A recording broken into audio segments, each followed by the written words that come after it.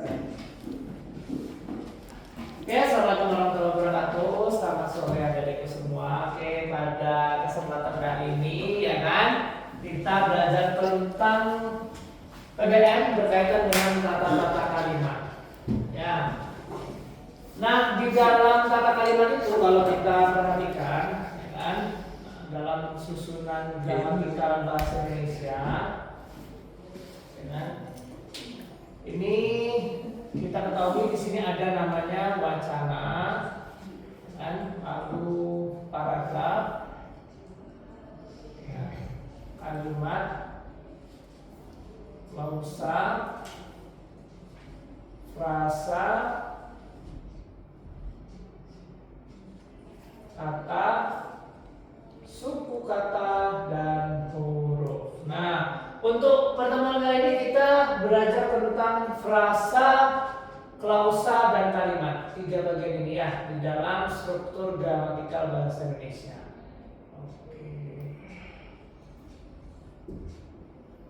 Oke, untuk yang pertama kita belajar tentang frasa. Apa itu frasa? Frasa itu adalah gabungan dua kata, kan?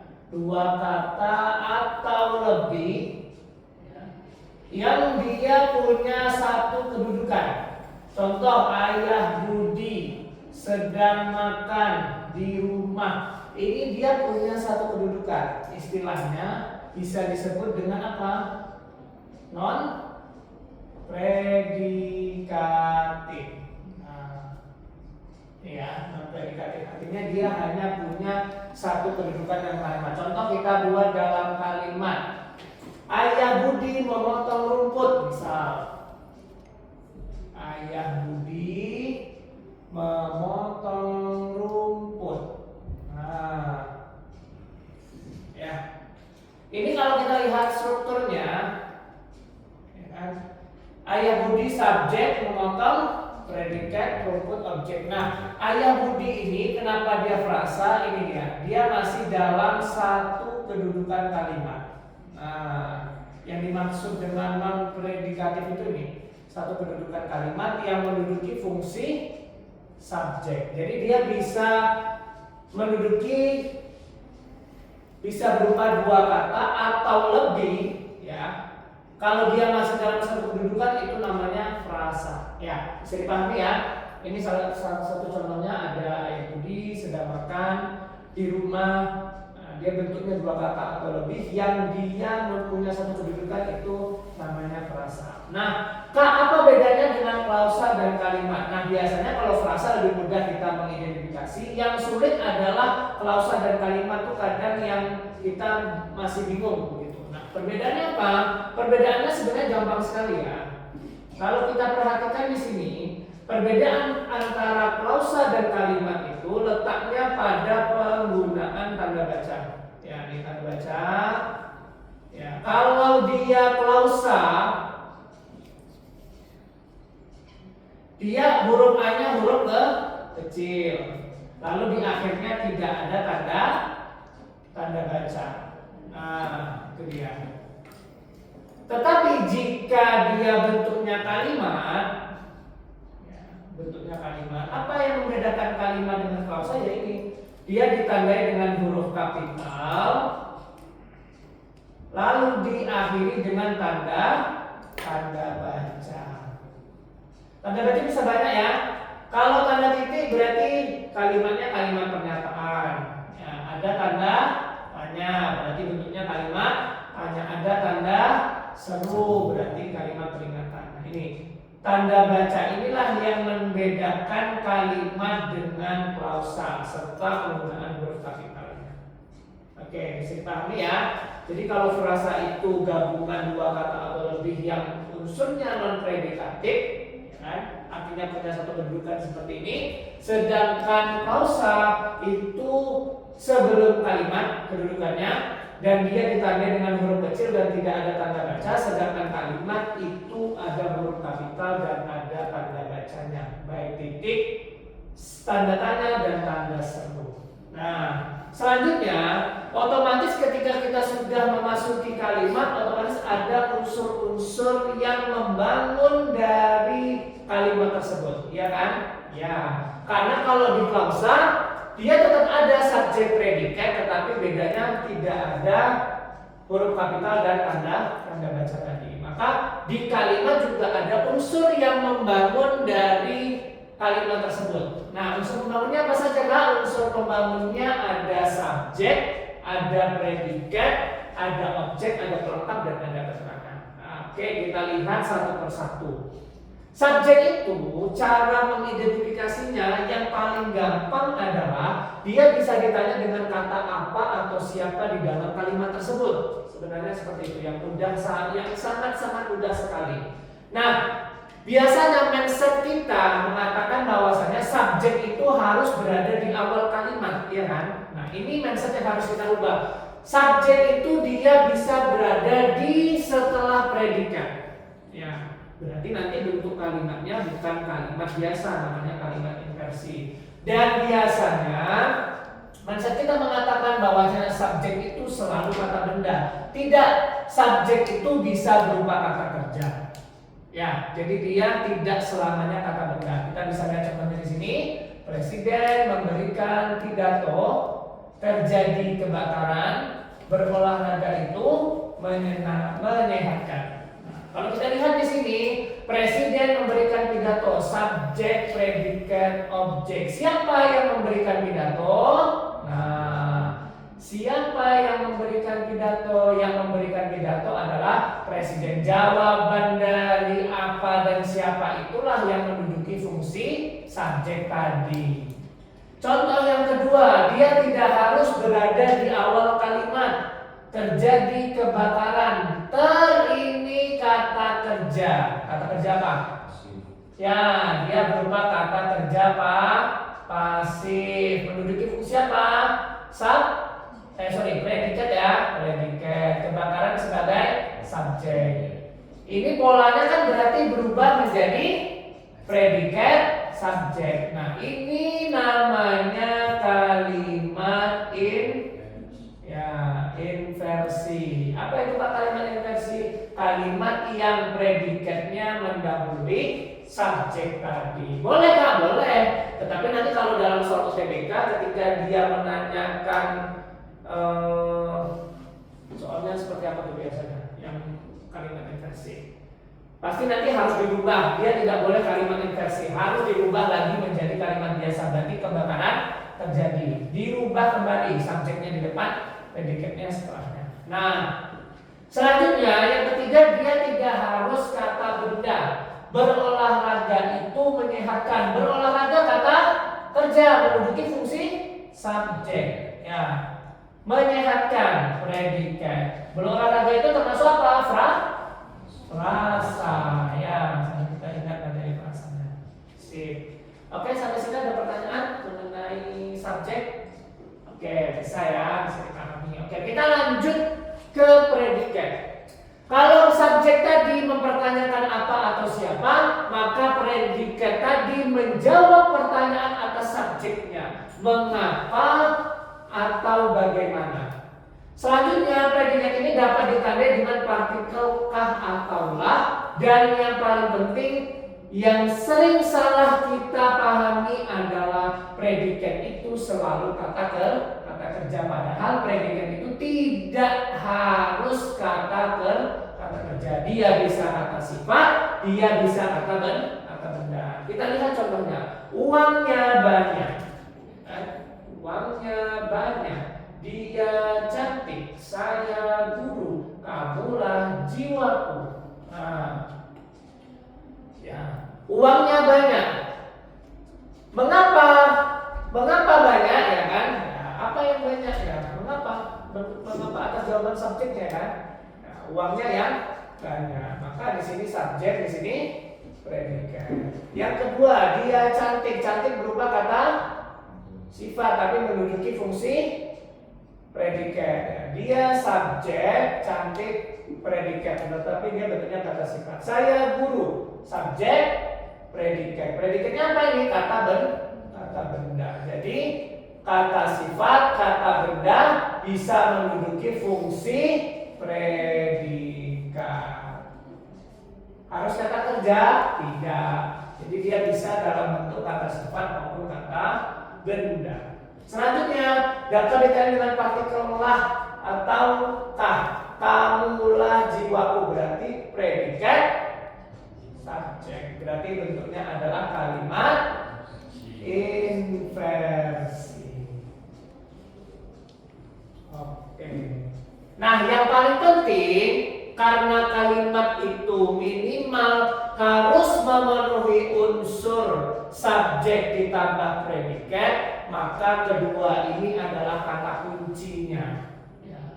Kenapa ketika kita ingin melangkah mengetahui objeknya, mengetahui pelengkapnya, mengetahui keterangannya, kita harus tahu dulu, kita harus duduk dulu apa yang dimaksud dengan subjek dan apa yang dimaksud dengan predikatnya. Jadi kalau nanti kita melangkah ke objek, tetapi kita tidak tuntas menentukan predikatnya, tidak tuntas menentukan subjeknya, maka kita akan kebingungan untuk menentukan penanda objek dan penanda pelengkapnya. Kenapa?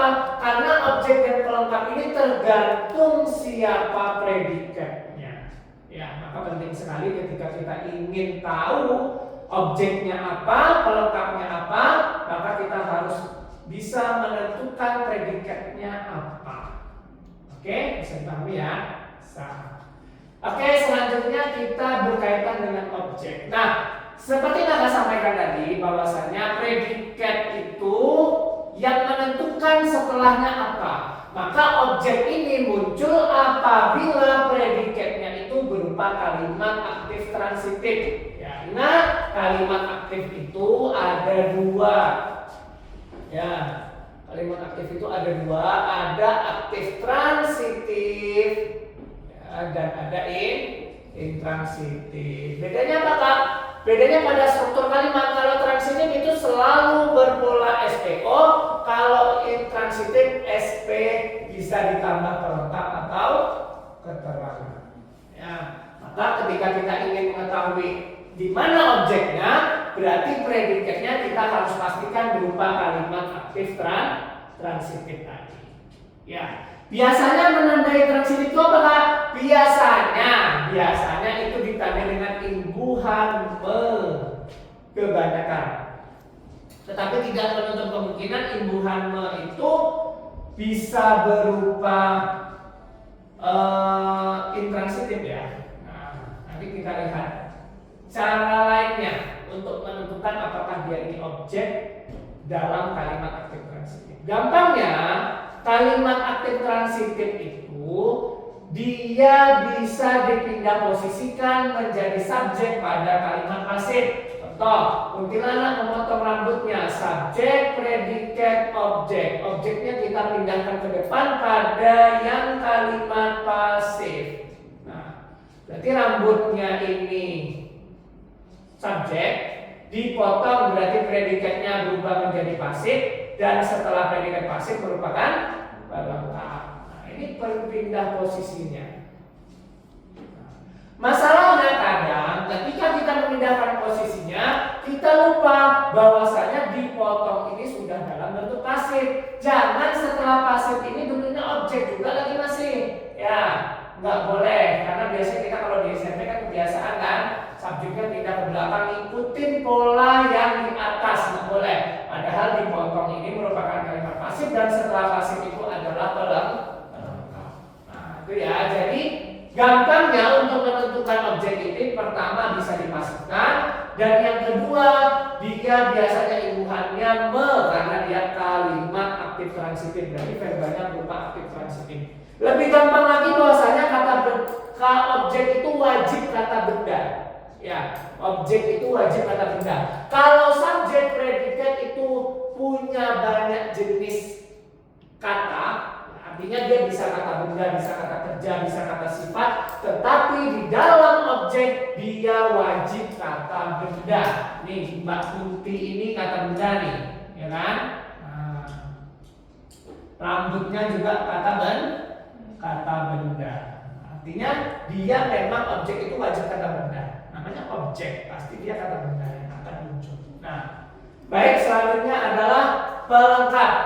Pelengkap itu tergantung predikatnya siapa. Ada 4. Ada kata kerja intransitif, ada kata kerja kopula, ada kata kerja pasif, dan ada dwitransitif. Apa bedanya Kak? Kalau intransitif berarti temannya transitif. Dia hanya berpola subjek, predikat, atau pelengkap bisa keterangan. Dilihat penandanya nanti siapa. Kalau kopula itu predikatnya berupa kalimat definisi, ada kata adalah, ada kata merupakan, ya kan? Ini paling gampang sekali ini sebenarnya. Kalau yang pasif biasanya dicari dengan imbuhan di, ter, dan ke, kalau yang intransitif tadi bisa dicari dengan imbuhan ber, kebanyakan, atau me sebagian. Kita lihat apakah me-nya itu nanti bisa dipasifkan atau tidak. Kalau tidak bisa dipasifkan, berarti dia fix, berarti dia termasuk intransitif. Kalau intransitif, ini dia berpola subjek, predikat, objek, pelengkap. Namanya dwitransitif. Dwi berarti dua. Ada objek, ada pelengkap. Tetapi dia wajib pelengkap. Contoh di sini.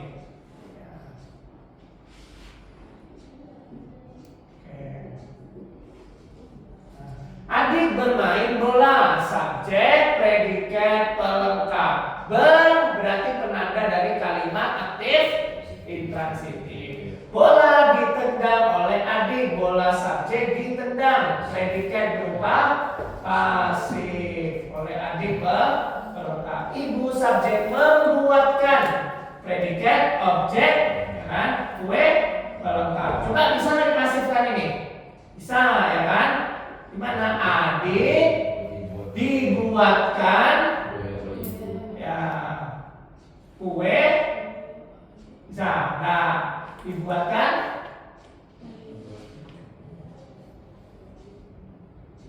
gimana? Adik dibuatkan ibu kue, bisa kan kalimatnya? Bisa kan? Bisa. Subjek, predikat, bisa. Double lengkap ya.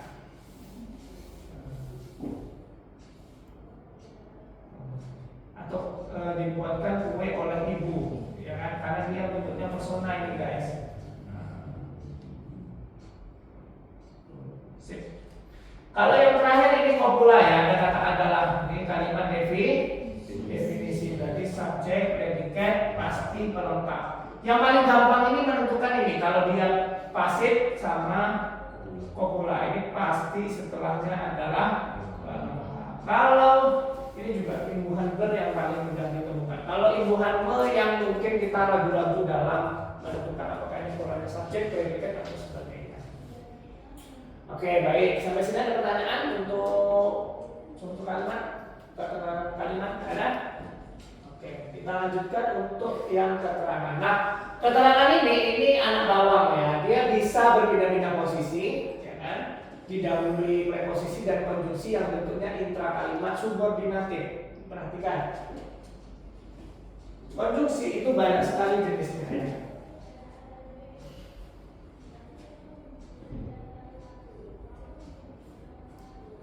Ya, ada namanya konjungsi intrakalimat. Satu lagi yang antar kalimat. Yang intrakalimat ada berapa? Ada 3 ya. Ini gampangnya ada koordinatif, ada subordinatif, ada yang korelatif. Bedanya apakah ketika dalam struktur kalimat beda?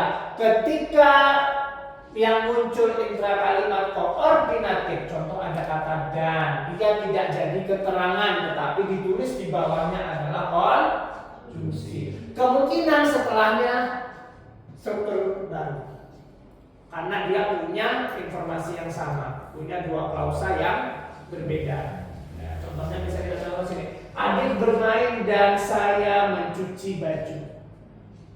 Artinya dannya tidak jadi keterangan, tetapi dia menduduki fungsi yang namanya konjungsi. Kapan dia jadi keterangan? Ketika dia bentuknya subordinatif. Kenapa? Karena subordinatif ini biasanya akan membentuk kalimat namanya kalimat majemuk bertingkat. Ya, kalimat majemuk bertingkat itu kalimat yang ya punya anak kalimat dan induk kalimat. Biasanya ketika anak kalimat membentuk kalimat, ya biasanya memiliki fungsi keterangan. Karena dia biasanya kebanyakan polanya subordinatif. Karena jika, maka, kan. Kalau korelatif dia berpasangan sama dengan koordinatif. Dia hanya ditulis sebagai konjungsi. Kalau antar kalimat juga sama, dia ditulis dengan konjungsi. Tidak menjadi keterangan. Yang hanya menjadi keterangan intra kalimat yang subordinatif. Karena dia punya anak kalimat dan induk kalimat. Itu saja. Ya. Kalau preposisi apa? Kata depan, ya kan? Jadi namanya keterangan itu selalu punya preposisi satu, konjungsi yang sifatnya subordinatif satu. Preposisi banyak ya jenisnya ya, ada 53 jenis ya.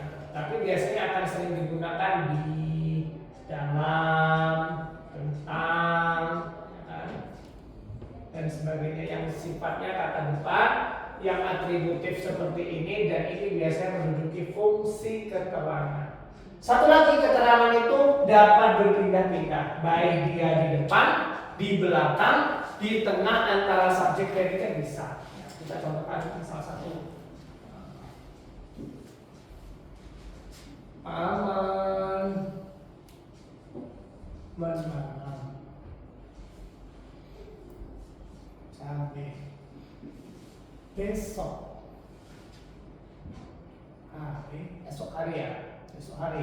hari di mana? Di kebun. Namanya apa nih? SPO. Esok hari di kebun. Keterangan. Walaupun di sini ada preposisi ya, tetapi di sini kan esok hari berupa apa? Keterangan waktu ya. Keterangan ada apa saja kata keterangan? Keterangan waktu, keterangan alat, keterangan cara, keterangan tujuan, keterangan sebab akibat. Apa saja? Keterangan tempat, ya kan? Nah, keterangan alat, cara dan sebagainya itu di kelas 9 sudah dipelajari di bab cerpen itu. Nah, ya seperti ini. Ini bisa dipindah-pindah. Esok hari di kebun paman menanam cabai bisa ya. Jadi ketika keterangan posisinya di sini bisa, ya kan? Paman esok hari di kebun menanam cabai. Ini antara subjek predikat juga bisa, artinya keterangan posisinya di sini bisa. Yang nggak bisa di mana?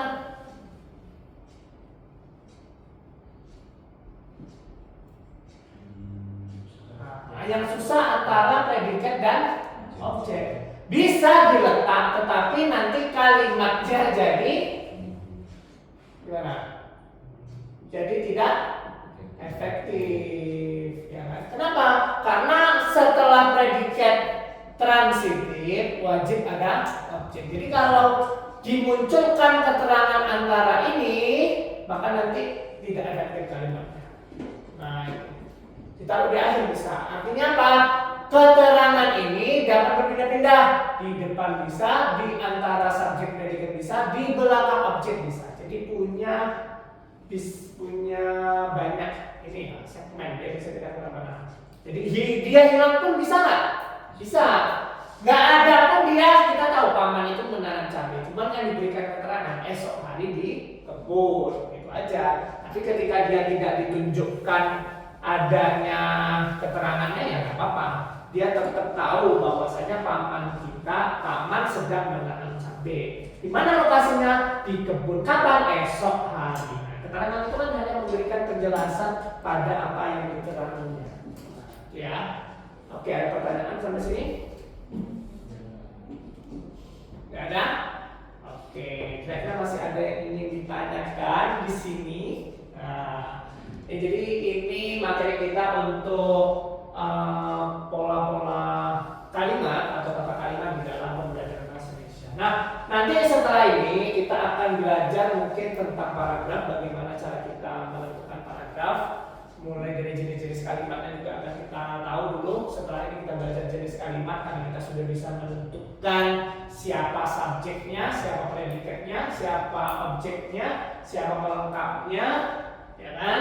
Lalu kita sudah bisa menentukan frasa, klausa, maka tahapan selanjutnya adalah bagaimana kita menentukan jenis kalimatnya. Ya, bisa nanti apakah dia aktif transitif, apakah aktif intransitif, begitu kan, itu harus tuntas. Nah, jadi nanti ketika kita belajar dalam tataran wacana yang berkaitan dengan kalimat efektif, gitu kan, berkaitan dengan menganalisis wacana, itu kita sudah sangat paham konsepnya bagaimana, dasar untuk menentukan subjek predikatnya juga sudah oke. Ya, yang paling penting adalah di dalam pembelajaran bahasa itu bagaimana kita bisa menentukan frasa, klausa, kalimat. Lalu setelah itu sambil berjalan waktu pasti akan bisa. Kenapa? Karena kita setiap hari yang ketemu ini. Jadi ketika kita belajar yang ini udah harus mengulang banyak kan? Nah, mengulang apalagi bentuknya frasa, klausa, kalimat, tata kalimat yang nggak pernah kita temui di sekolah bisa jadi, atau di sekolahnya hanya sekilas saja. Misal belajar tentang kalimat efektif, gimana cara kalimat efektif? Biasanya kebanyakan kalimat efektif hanya mencari kehematan saja. Jadi biasanya kalau kalimat efektif kan udah mana kalimat yang berlebih itu kan kebanyakan kan, nah, kita hapus, kita coret, ini nggak perlu, nggak perlu. Bukan itu saja, tetapi nanti pada tataran apakah strukturnya oke, apakah strukturnya ada yang kurang, atau ada yang tambah, atau bagaimana. Belum lagi nanti dilihat dari kesejajarannya, belum dilihat lagi nanti dari kecermatannya, kehematan dan sebagainya. Mungkin kalau di sekolah hanya dalam satu sub bidang kehematan, nah nanti di materi UTBK lebih dalam lagi, ya, mulai dari kecermatan, kesejajaran dan sebagainya. Oke, baru nanti kita masuk ke wacana. Wacana ini dalam tataran yang memang biasanya kita sering latihan LDI, itulah itu yang sering kita lihat. Sip, ada pertanyaan? Oke, mau tidak ada ini.